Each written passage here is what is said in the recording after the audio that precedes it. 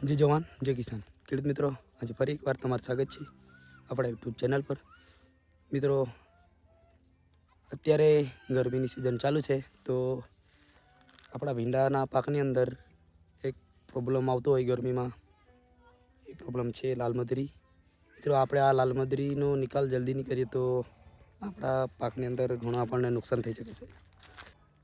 તો આપણે એના માટે જ આજે સ્પ્રે કરવાના છે અને આપણે જે દવા ઘણા 5-6 વર્ષોથી યુઝ કરતા છે એ હું તમારા સુધી શેર કરવા માગું છું અને એનું અમને સારું રિઝલ્ટ મળેલું છે। તો તમે આ જોઈ શકો છો મિત્રો, આ લાલ મધરી આવવા લાગે તો આવી રીતના પાન થવા લાગે। એ લાલ મધરી દેખાય નહીં, એકદમ ઝીણી ઝીણી હોય તો એના લક્ષણો આ તમે જોઈ શકો છો। આવી રીતના પાન થવા લાગે, પાનની અંદર જાળ જેમ બંધાવા લાગે તો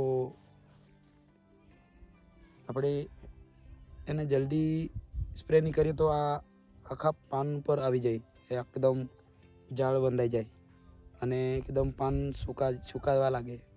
તો મિત્રો, એના માટે આપણે જે દવા ઉપયોગ કરવાના છે હું તમને બતાવીશ। તો આપણે વગર ટાઈમ વેસ્ટ કરી બધી આગળના વિડીયોમાં। તો મિત્રો, આ વિડીયોમાં તમે છેલ્લા સુધી બન્યા રહેજો। તો મિત્રો, આ તમે જોઈ શકો છો,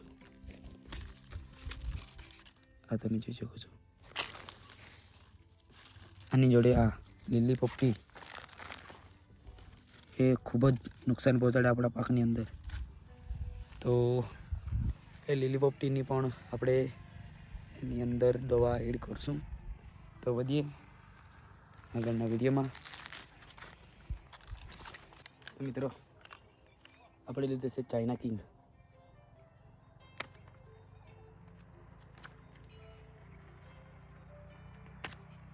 આની અંદર એબામેક્ટિન જે 1.9% ઇસીમાં આવતું છે એ લાલ મધરી પર સારું કંટ્રોલ કરતું છે। તો આપણે આનો ઉપયોગ કરવાનો છે।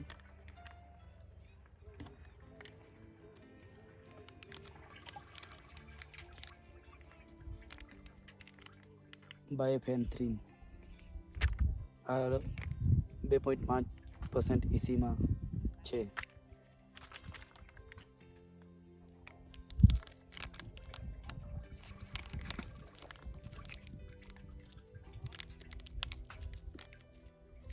એમની જોડે આપણે આ સ્ટીકર નાખશું।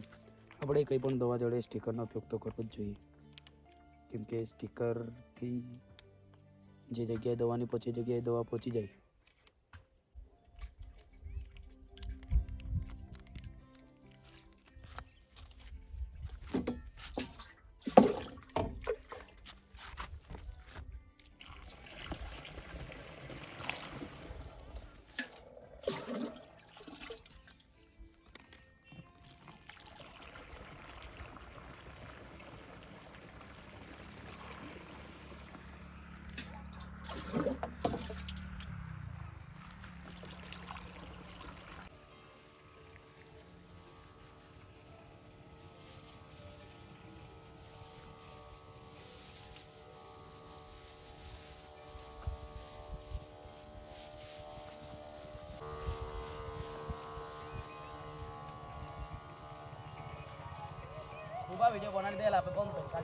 તો આજના માટે બસ આટલું જ।